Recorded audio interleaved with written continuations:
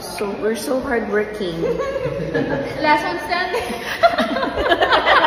Still here. At 11 p.m. Oh, we're good girl.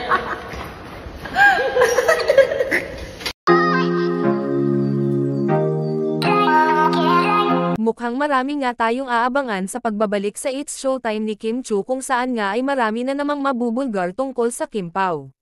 Sa ASAP California nga ay maraming pinasaya ang Kim Pao kung saan ay halo-halong kilig at saya, nang makita ng mga fans kung gaano nga ka-sweet at concern itong si Pao kay Kimi. Maraming nakapansin kay Pao na sobrang concerned at caring ito sa kanyang Chinita princess, kung saan nga ay inaalalayan niya ito. At ang mga kilos nga daw ng dalawa ay hindi katulad noong nakaraang mga events nito, dahil noong sa ASAP nga ay talaga namang napaka-comfortable nila sa isa't isa at walang halong pressure, napaka-normal ng kanilang mga galawan.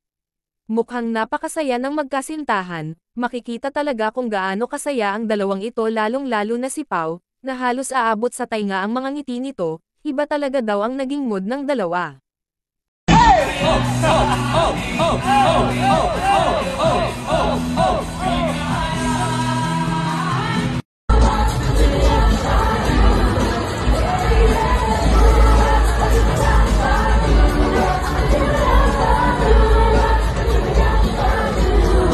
Here, take it here.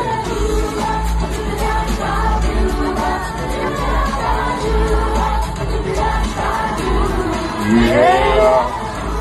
Let's hear it for the G-Force, the hardest working feet on television. Come on, everyone. Production, sound, lights.